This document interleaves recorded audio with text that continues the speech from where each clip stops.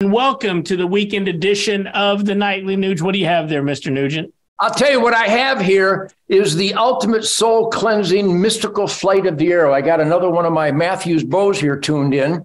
And Shemane and I shoot our Matthews every day. And Shemane shot a beautiful buck. Wait till you see the new Ted Nugent Spirit of the Wild TV on Pursuit. We're moving to Pursuit Network in January.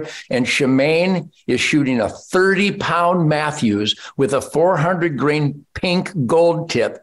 And she is slaying great bucks, 275-pound, 6-year-old buck, 30-pound bow, a 2-blade broadhead in the pump station and out, watching these giant bucks die. Because in these treacherous times where there's such criminality and abuse of power, dishonesty, such America hate by our own government, academia, Hollywood, big tech, Disney, so many. By the way, people, be very careful of Tractor Supply.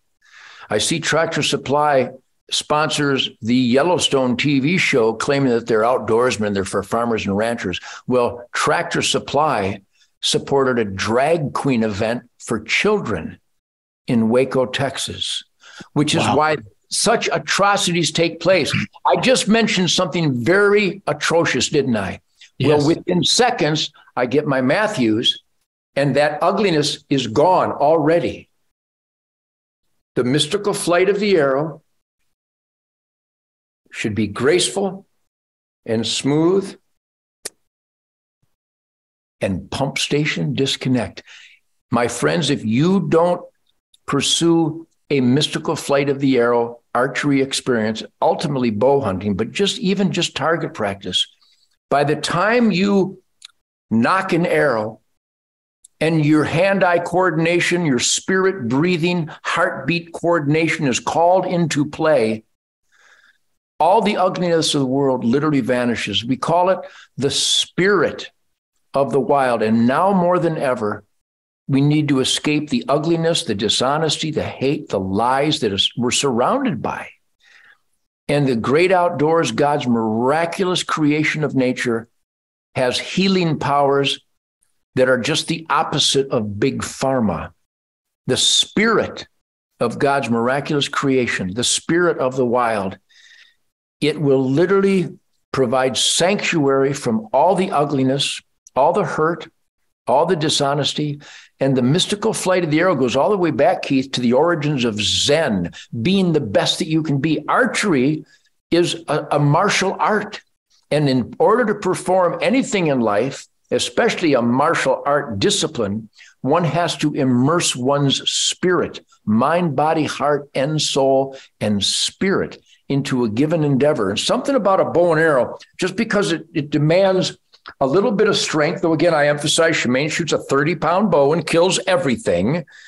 She's shooting, I don't know, 190 feet a second. The deer don't have a tachometer or a gauge on them, but their hearts are disconnected with their well-placed arrow. Now more than ever, we need the sanctuary of the perfection of God's tooth, fang, and claw, hands-on conservation lifestyle. And nothing as is fully recharging and healing as becoming one with the path of your arrow, because that could be the path of your life if you put your heart and soul into it. You know, Ted, you mentioned something about Yellowstone, and my wife Jeannie and I actually do watch that program. And, you know, they had a new episode this past weekend, another one coming out again this weekend on Sunday. But boy, I'm a little concerned with the direction this is going to take. At the end of the last episode, spoiler alert, if you're a Yellowstone watcher and you haven't seen the new one, turn us off right now. But I just want to say this to you, Ted. They're taking on the issue in Montana of collared wolves that were killed by ranchers. We don't know what directions it's going to go, but if it goes the way of most Hollywood productions, where it's going to be a bad thing that the wolves that were killing cattle, you know, if it's a bad thing versus, hey, look, it's a problem, and we need to manage this apex predator. And I sure hope Yellowstone doesn't go down the liberal bullshit trail as it pertains to the wolf issue. Here's the science, boys and girls. We love wolves. We love pterodactyls, but there aren't anymore.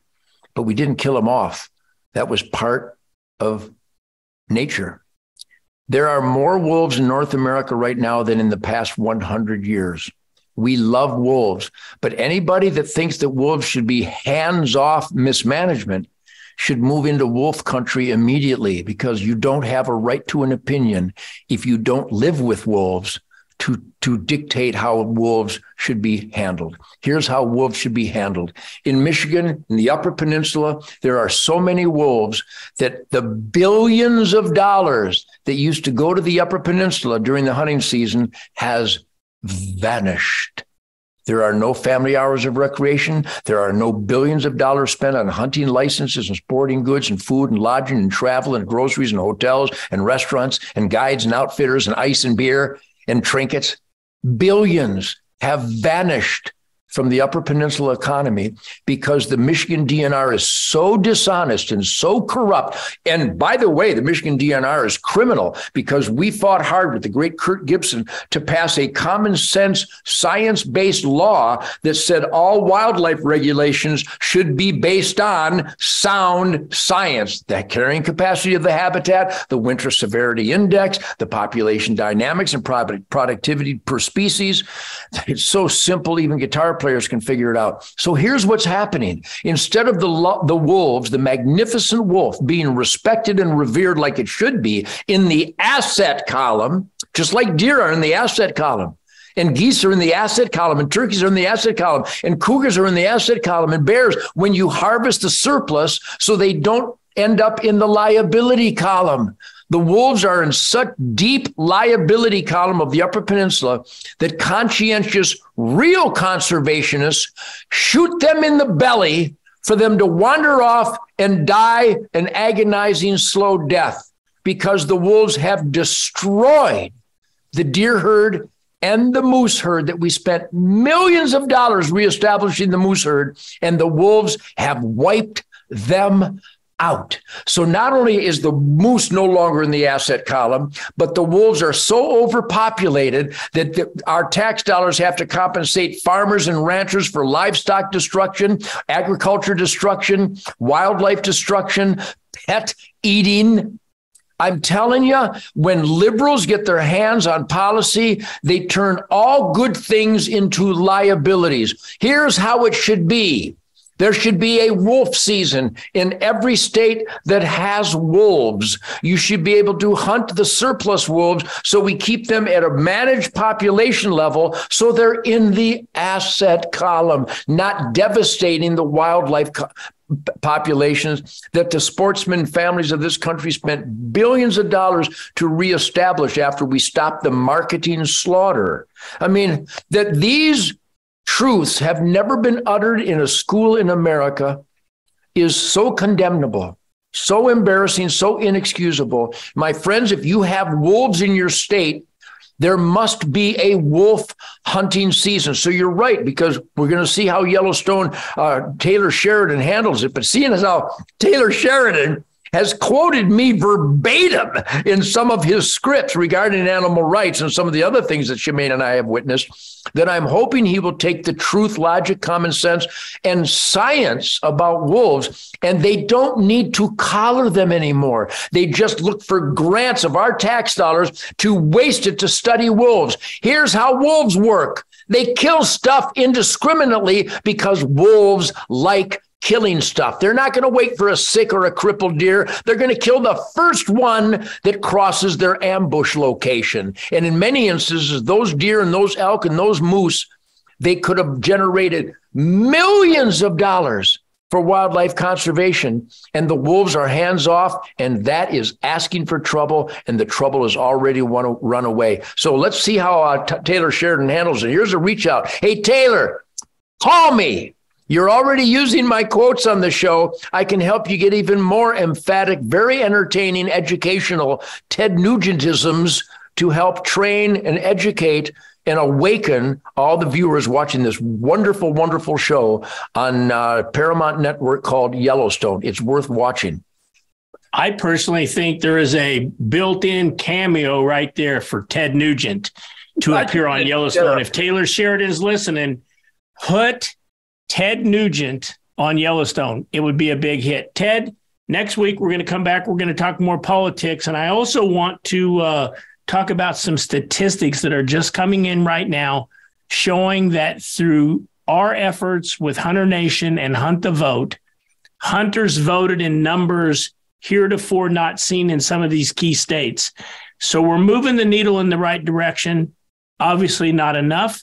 There's a lot to do, but some very positive rays of sunshine coming through this recent, somewhat disastrous midterms. And I'm not just talking about results. I'm talking about the way they were run. But next week, Ted, more politics, more music, more entertainment, but more importantly, more Ted Nugent right here on the Nightly Nuge. Love it.